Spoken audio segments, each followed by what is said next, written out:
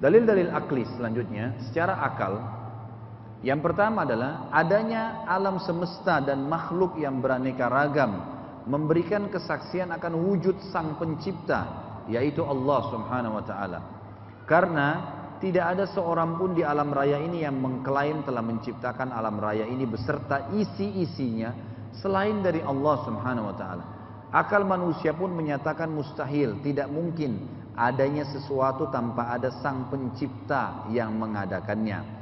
Bahkan juga akan menyatakan mustahil akan adanya sesuatu yang sangat sederhana tanpa ada yang mengadakannya. Seperti adanya makanan tanpa ada orang yang berupaya untuk memasaknya, atau adanya hamparan di bumi tanpa adanya yang menghamparkannya. Maka bagaimana dengan alam raya yang luar biasa besarnya, yang terdiri dari langit dengan segala planet-planet yang dikandungnya, matahari, bulan, dan bintang-bintang.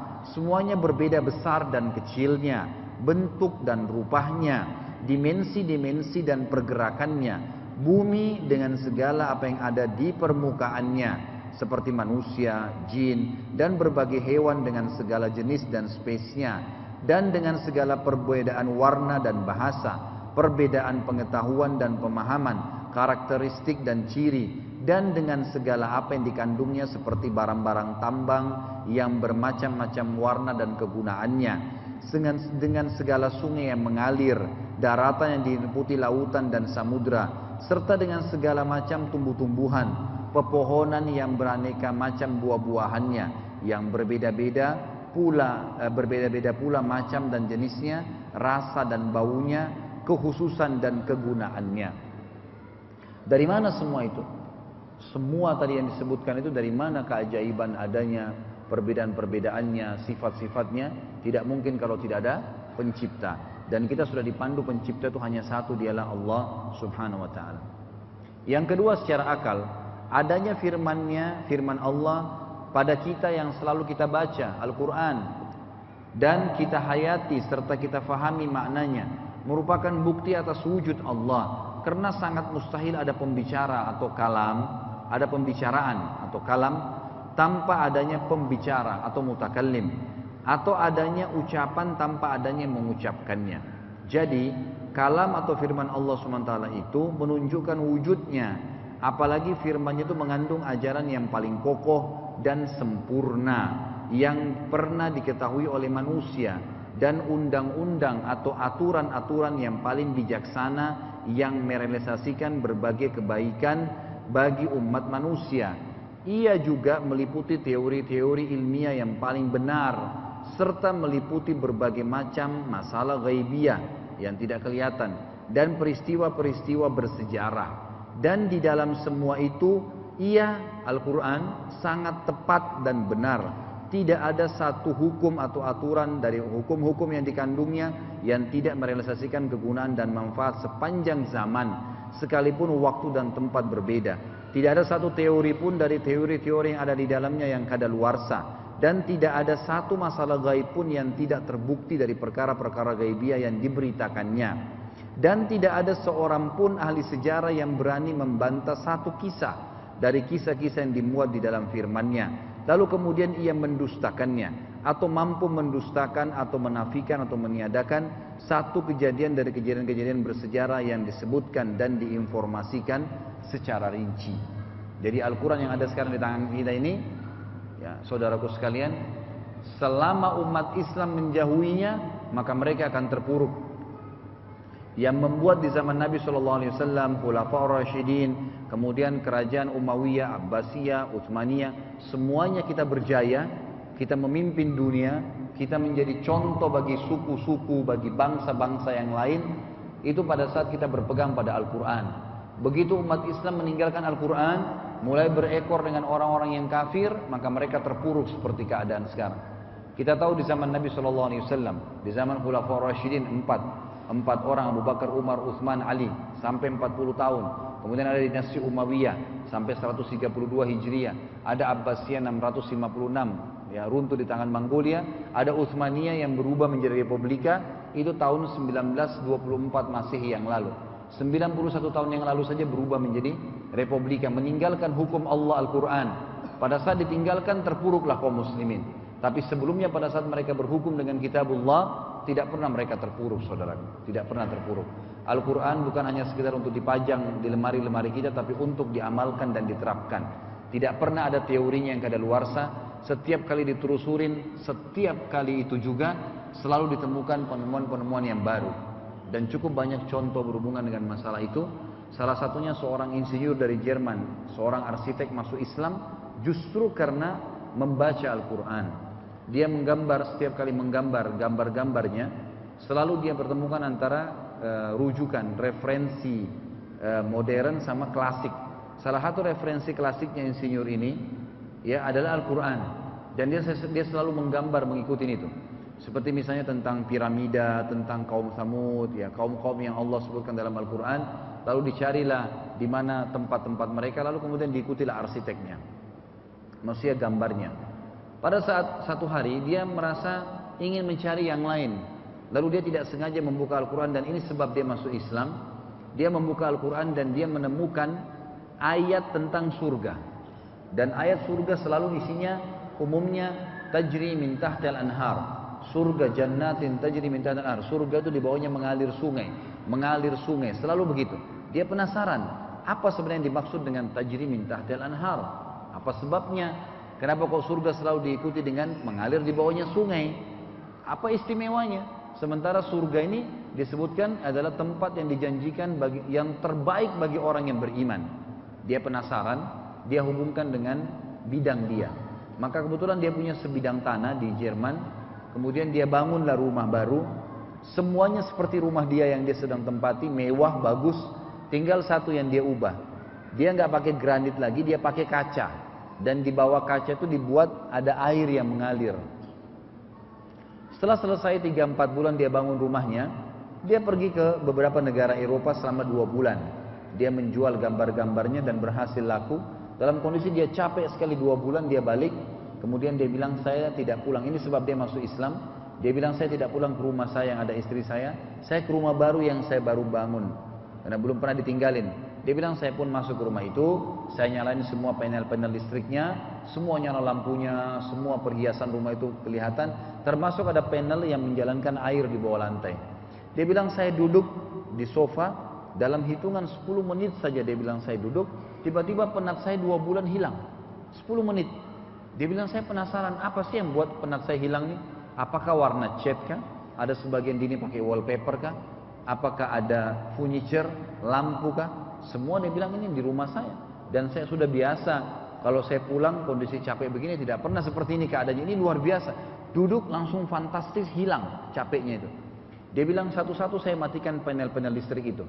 Lalu saya perhatikan, terakhir semua mati kecuali air. Tinggal air yang mengalir di bawah lantai. Kemudian dia duduk, lalu kemudian dia merenungi, ternyata betul dia temukan yang membuat hatinya tenang dan penatnya hilang 2 bulan karena mendengar gemericik air yang mengalir di bawah lantainya. Lalu kemudian dia berkata, rupanya ini rahasianya. Kenapa arsitektur surga dalam Al-Quran diceritakan selalu di bawahnya ada sungai yang mengalir. Ternyata memang air itu membuat orang capek. Umat Islam banyak halalnya, banyak haramnya dari dalam dunia ini. Banyak larangannya. Mereka disuruh patuh. Orang kafir bisa berbuat semaunya. Kata Nabi SAW, dunia ini penjaranya orang mukmin dan surganya orang kafir. Gitu kan. Kita tidak boleh ini, tidak boleh itu, tidak boleh ini, dibatasin. Tapi setelah mereka capek, mereka akan mendapatkan dengan sungai yang mengalir itu hilang semua rasa capeknya. Dan itu luar biasa. Gara-gara itu dia cari Islamic Community di Jerman, lalu dia mengucapkan kalimat syahadat. Bagaimana Al-Quran yang mungkin kita ini orang Islam yang menganggap remeh, tidak membacanya, tidak mengamalkannya, tentu tidak akan melihat keajaibannya. Makanya saya anjurkan setiap hari harus minimal baca Al-Quran. Minimal 1,5 lembar lah. Baca. Cari tahu terjemahannya, tahu apa yang Allah sedang ceritakan dalam Al-Quran.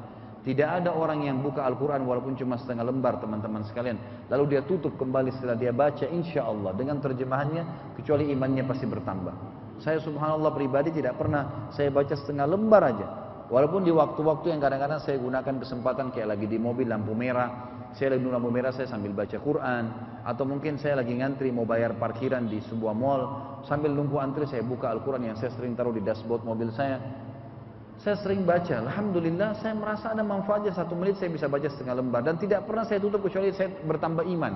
Rasanya kayak ada informasi baru yang Allah kasih. Padahal ayat-ayat sudah sering saya ulangin, gitu kan. Ada saja yang saya dapat informasi. Maka harus kita tahu teman-teman sekalian, Quran itu adalah kalamullah, bukan tulisan seorang profesor, seorang doktor, seorang pengarang novel yang terkenal, bukan. Ini bukan masalah bestseller di dunia, tapi memang dia adalah buku yang dibutuhkan, bukan cuma sekedar bestseller yang bisa habis masanya nanti tidak seller lagi, tidak terjual lagi. Tapi ini enggak, ini memang dibutuhkan sepanjang masa. Belum pernah buku seperti Al-Quran bisa bertahan sampai 1400 tahun dan tidak kadaluarsa. Nggak ada buku sekuno itulah istilahnya gitu ya. Tapi subhanallah selalu saja semuanya benar yang di dalamnya. Makin dikaji maka makin banyak manfaat yang didapatkan. Kata beliau, ucapan atau kalam yang bijaksana lagi benar seperti itu dalam Al-Quran membuat akal menjadi mustahil akan menisbatkannya kepada seorang manusia. Seperti kalam, ya, karena kalam seperti itu di luar kemampuan manusia dan di luar tingkat pengetahuan mereka. Maka apabila sudah tidak mungkin lagi dikatakan bahwa kalam atau firman Allah Al-Quran adalah ucapan manusia, maka ia adalah kalam atau firman sang pencipta manusia dan sekaligus sebagai dalil atas wujud ilmu, kudrat atau kekuasaan dan kebijaksanaannya. Tentu ini Bapak Ibu tidak akan rasakan manfaatnya apa yang saya baru baca paragraf terakhir ini, kecuali Bapak Ibu baca Al-Quran. Coba baca, rutinkan setiap hari setengah lembar, baca terjemahan tadi saya katakan, pasti Bapak Ibu akan rasakan ada tambahan iman. Kalau makin kita gencarkan sehari 1 juz misalnya, setiap bulan kita tamat 30 juz, atau misalnya kita baca ada di antara sahabat dan tabi'in 1 hari 10 juz mereka baca, 3 hari khatam, 3 hari khatam, itu terus mereka lakukan. Maka ini ya hal-hal mendasar yang memang bisa kita dapat manfaat darinya.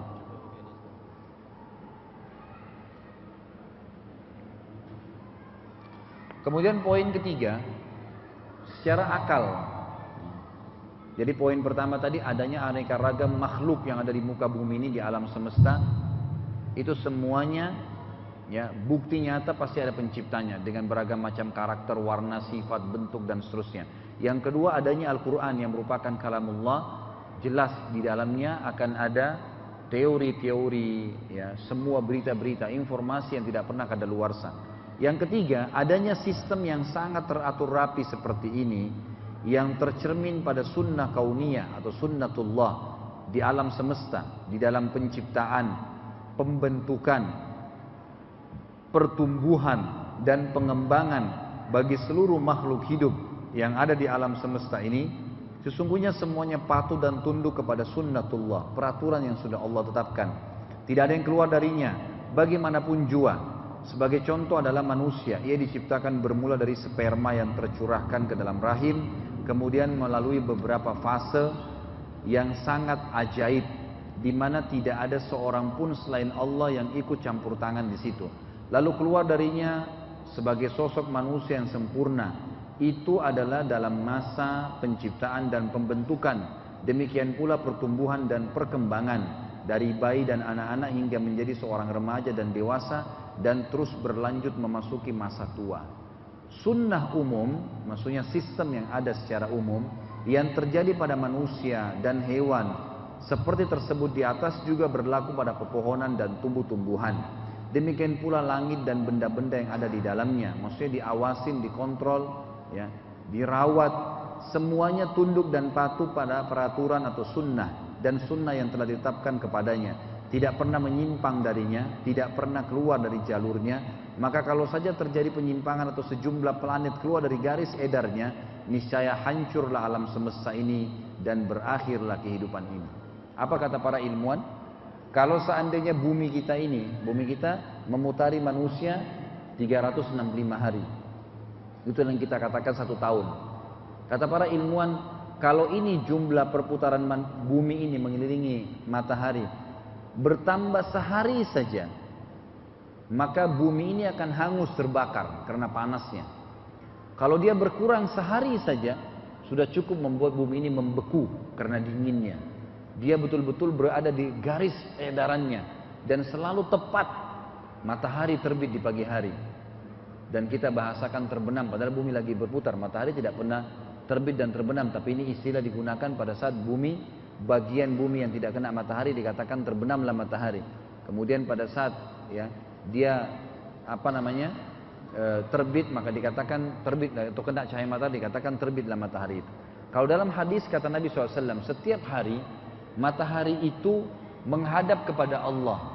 Bagaimana kita tidak tahu, tapi hadis sahih riwayat Bukhari, setiap hari matahari menghadap kepada Allah. Kalau Allah izinkan dia terbit, maka dia akan menerangi kembali bumi. Kalau tidak, maka terjadilah kiamat. Itu jelas, semuanya tunduk kepada Allah Subhanahu wa taala. Begitulah orang beriman, punya jawaban. Bahkan sampai yang di langit semuanya kita punya jawabannya. Dari sebelum kita diciptakan sudah ada informasinya. Nanti kalau sudah meninggal pun ada informasinya. Semua lengkap bagi orang yang beriman. Kata beliau, berdasarkan dalil-dalil akli, secara akal yang logis, dan nakli secara wahyu seperti di atas, maka seorang muslim beriman kepada Allah Subhanahu wa taala, kepada rububiyahnya, dan rububiyahnya atas segala sesuatu, maksudnya penciptaannya atas segala sesuatu, dan ilahiyahnya, ya, kelayakan dia untuk disembah, ditundukin, ditakutin bagi manusia terdahulu dan manusia masa kini. Atas dasar dan prinsip keimanan dan keyakinan ini pula lah kehidupan seorang muslim dengan segala aspeknya terbentuk. Jadi kalau kita sudah tahu tentang Tuhan kita Allah, maka segala sesuatu akan terbentuk dari itu.